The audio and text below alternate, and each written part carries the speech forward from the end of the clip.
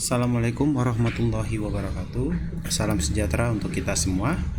Semoga semua dalam keadaan sehat ya. Oke, pada video ini Bapak akan melanjutkan materi mengenai kesetimbangan kimia. Oke, apa sih kesetimbangan kimia? Sebelum Bapak jelaskan, kita lihat gambar berikut ini.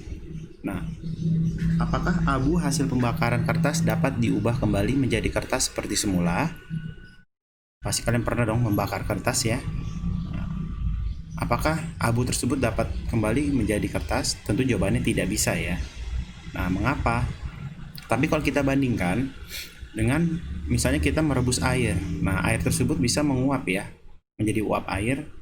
Tapi uap air tersebut juga bisa berubah lagi menjadi air ya, dalam wujud yang cair. Mengapa di sini terdapat dua perbedaan?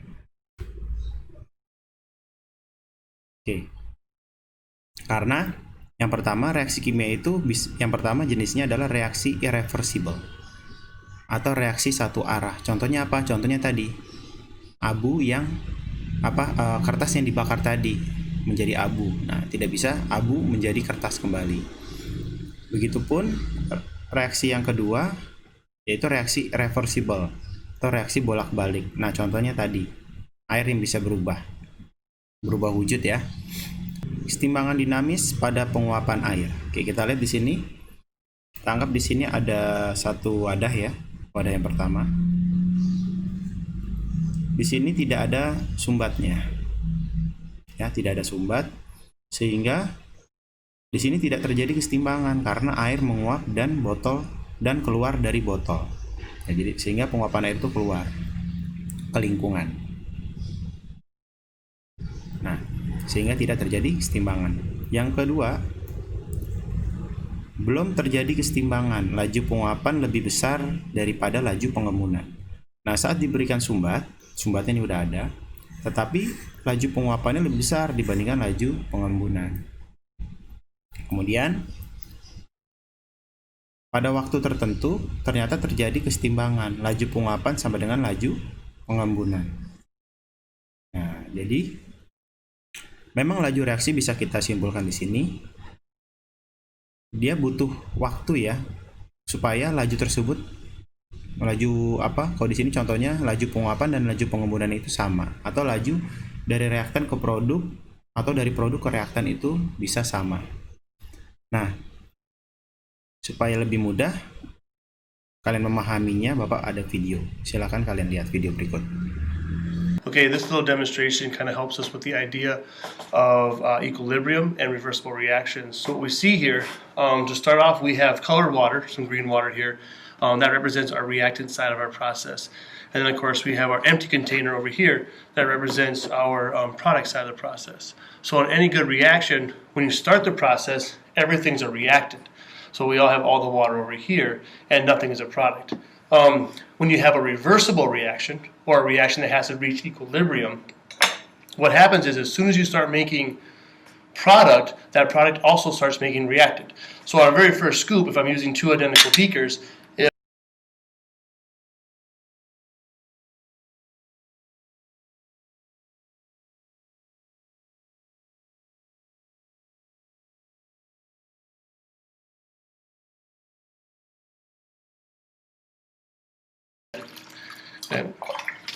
So now if I have 250 milliliters here, I have 225, so I'm getting closer. So I'm almost at equilibrium. And here I have 225, 225. So if we look, and again, this is not perfect measurements, but if we look at our volumes there, they're almost identical, which showing that the amount that's crossing from here to here is equal to the amount going this way.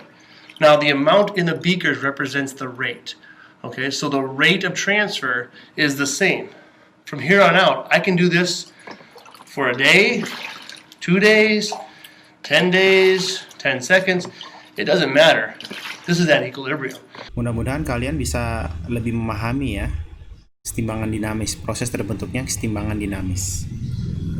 Lanjut, syarat terjadinya reaksi setimbang. Di sini ada 3 syarat. Yang pertama, reaksi itu harus reaksi bolak-balik. Dalam keadaan setimbang terjadi reaksi dalam 2 arah. Nah, reaksi setimbang itu biasa digambarkan seperti ini. Nah, artinya Dari reaktan bisa menjadi produk, dari produk pun juga bisa menjadi reaktan. Itu namanya reaksi setimbang. Gambarkan dengan ini ya. Kemudian yang kedua, dalam sistem tertutup. Tadi contohnya diberikan sumbat.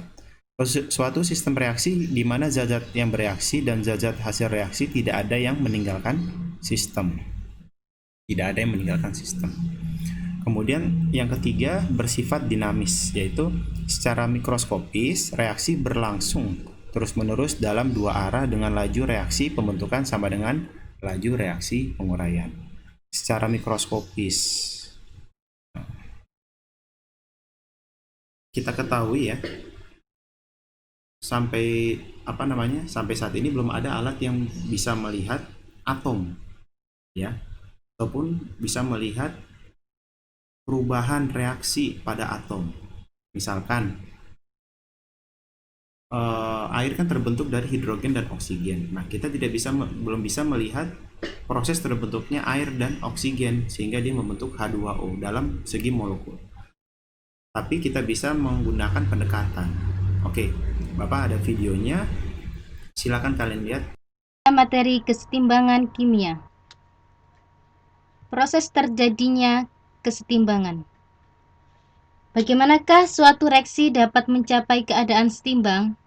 Nah, mula-mula kita memiliki dua wadah yang masing-masing berisi gas N2 dan gas H2. Kemudian kita mereaksikan keduanya dengan menambahkan gas N2 pada wadah gas H2. Ketika gas N2 ditambahkan, akan terjadi reaksi antara molekul-molekul gas H2 dan molekul-molekul gas N2 membentuk NH3. H2 dan N2 masing-masing akan terurai dan membentuk molekul NH3. Persamaan reaksinya adalah sebagai berikut. Dari persamaan reaksi tersebut terlihat bahwa satu molekul N2 akan bereaksi dengan 3 molekul H2 membentuk 2 molekul NH3. Semua molekul H2 dan N2 diubah menjadi NH3. Namun, seiring berjalannya waktu, produk NH3 yang dihasilkan ada yang terurai dan membentuk reaktan H2 dan N2 kembali.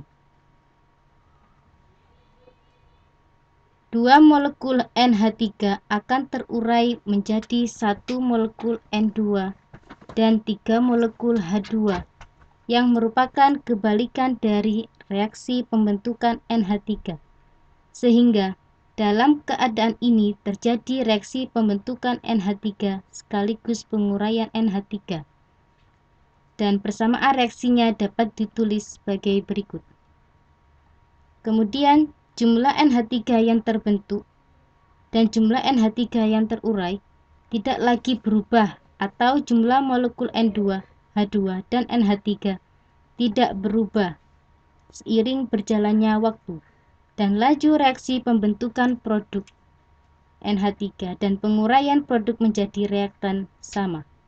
Pada saat inilah suatu reaksi dikatakan telah mencapai kesetimbangan. Jadi, pada kesetimbangan kimia, laju reaksi pembentukan produk sama dengan laju reaksi penguraian produk, dan konsentrasi reaktan dan produk tidak mengalami perubahan seiring berjalannya waktu. Mudah-mudahan kalian memahami ya, lebih memahami lagi reaksi tersebut. Di sini ada grafik perubahan laju reaksi terhadap waktu pada reaksi bolak-balik. Oke, di sini grafiknya pada laju reaksi dan terhadap waktu. Di sini ada V1, V2, dan TS. Kita lihat keterangannya. V1 adalah laju reaksi dari kiri ke kanan. Oke, misalnya seperti ini. Ini adalah V1. V2 adalah laju reaksi dari kanan ke kiri. V2. Kesetimbangan tercapai pada saat V1 sama dengan V2. Nah, ketika laju reaksinya itu sama, ya. Ini titik seimbangnya. Nah, kemudian dia juga membentuk konsentrasi yang sama ya, terbentuknya pada konsentrasi yang sama. Nah, bisa kita lihat di sini. Di sini adalah titik setimbangnya. Sehingga V1 sama dengan V2. Kurva berikut. Pada reaksi N2O4 menjadi 2NO2. Nah, di sini kurva kesetimbangan bisa memiliki 3 bentuk ya. Yang pertama, yang A, pada saat setimbang konsentrasi N2O4 sama dengan konsentrasi NO2, maka digambarkan seperti ini lurus. Untuk yang B, pada saat setimbang konsentrasi N2O4 lebih kecil dibandingkan konsentrasi NO2. Ya, sehingga kurva dari N2O4 ini ada di bawah dari NO2. Dan yang C, pada saat setimbang konsentrasi N2O4 lebih besar dibandingkan konsentrasi NO2. Oke, sehingga seperti ini gambar. Itu ya. Mudah-mudahan bisa kalian pahami. Kemudian kita masuk ke setimbangan homogen. Setimbangan yang semua komponennya satu fasa. Contoh N2 tambah H2 menjadi 2NH3. Kita di sini pembentukan gas amoniak berasal dari gas nitrogen dan gas hidrogen.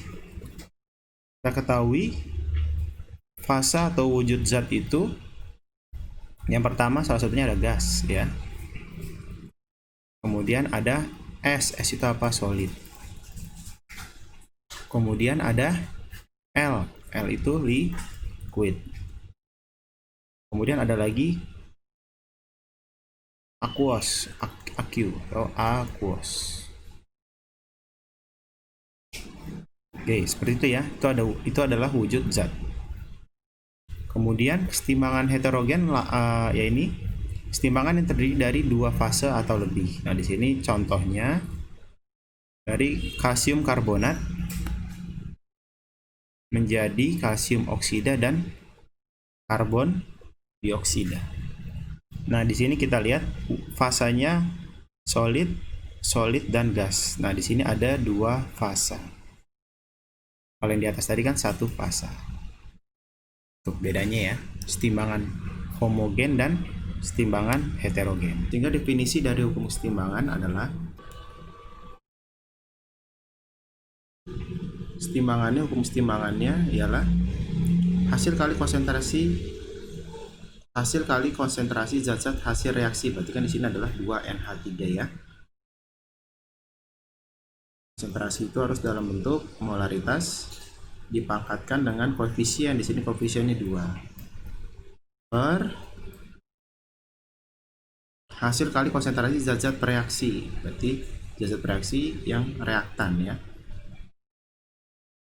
M N2 pangkat koefisien M H2 pangkat koefisien. Nah, di sini karena koefisiennya 1 sehingga boleh kita tidak tuliskan. Seperti itu. Oke, mudah-mudahan apa yang Bapak jelaskan tadi bisa kalian pahami ya. Sekarang silakan kalian buka Google Classroom untuk melanjutkan pemahaman kalian. Terima kasih. Assalamualaikum warahmatullahi wabarakatuh.